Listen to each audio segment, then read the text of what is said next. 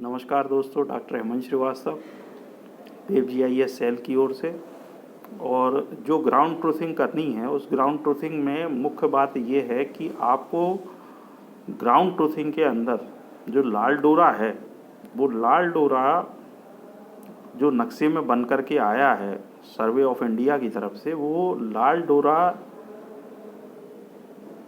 Shape में सही है, मतलब कि उसकी जो शेप है वो आपकी आबादी की शेप से मिलती है। दूसरी चीज़, उसका जो एरिया है वो आबादी के एरिया से मिलता है। केवल उसका नक्शे पर प्लेसमेंट जो है वो सही नहीं है, 99% सही नहीं है। तो अपने को क्या करना है कि ग्राउंड ट्रूथिंग करते समय उसको, जो हमारा लाल डोरा है, उस लाल डोरे को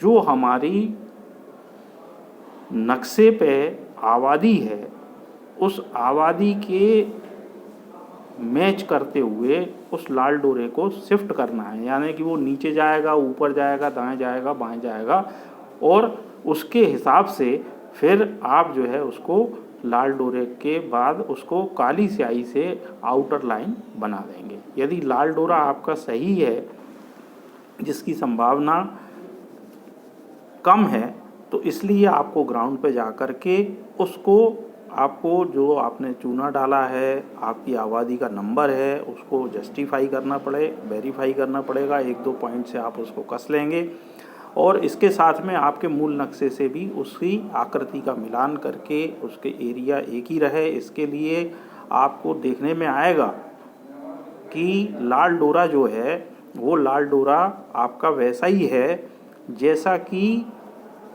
आपके मूल नक्शे में आबादी की आकृति बनी हुई है।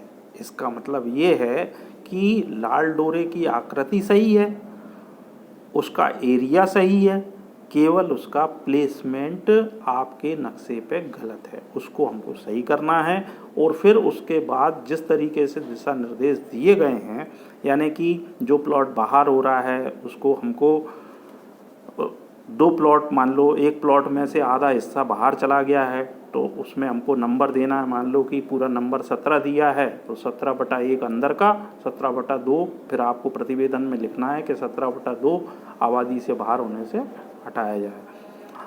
आपकी जो आउटर लाइन एक बार फिक्स हो गई, उस आउटर लाइन के फिक्स हो जाने के बाद में आपको बाहर का एरिया से कोई भी जो जिनमें कि नंबर नहीं डले हैं उन्हें काटा पीटी कुछ भी नहीं करनी है। अब आपको अंदर की बात आती है कि अंदर आप क्या कर सकते हैं कि जो लाल डोरे के अंदर अब आपकी जो आउटर फिक्स हो गई, तो इसके अंदर के जो प्लॉट्स हैं उनकी पोजीशनें देखनी है।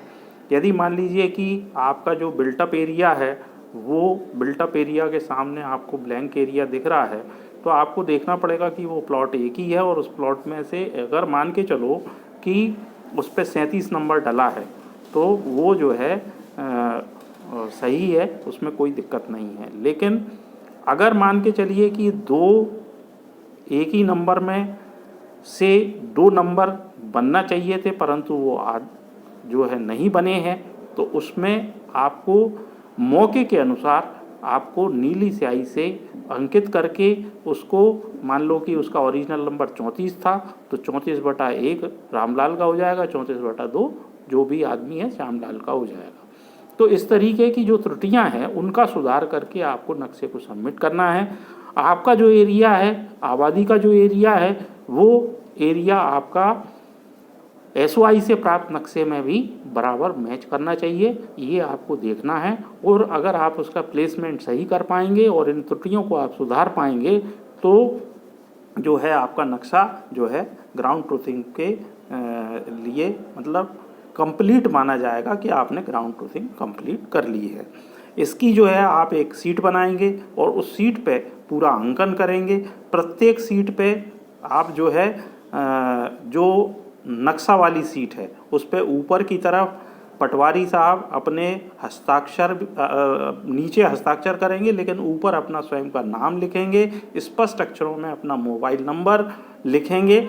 उसके पीछे और कोई कारण नहीं है कि एसओआई में यदि वो काम कर रहे हैं और उनको कोई दिक्कत है तो वो सीधे मोबाइल से आपको कांटेक्ट करके वो आपकी उसी सीट को संबंधित जो भी आदमी वहाँ ऑपरेट कर रहा है वो आपसे बात करके उसको सुधार सके, ये है। दूसरी बात ये है कि नक्शों में नीचे पटवारी जी और आरआई जी और हमारे तहसीलदार साहब के हस्ताक्षर होंगे।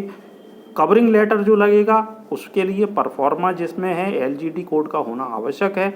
आपका जो है कितनी सीटें जा रही हैं गांव की एलजीडी कोड के साथ में, उसकी मान लो 2 सीटें हैं, 3 सीटें हैं, नाम, ये पटवारी का नाम, उसका मोबाइल नंबर, ये सारी चीज़ें अंकित करके तहसीलदार साहब के हस्ताक्षर करके आपको जो है एसओआई जबलपुर को भेजा जाना है। 9425762380 मेरा व्हाट्सअप नंबर है। मेरा कॉलिंग नंबर 7987297892। आप किसी भी समय ग्राउंड ट्रूथिंग से संबंधित यदि आपको कोई दिक्कत आ रही है तो कॉल करके आप मुझसे बात कर सकते हैं। धन्यवाद। जय हिंद, जय भारत।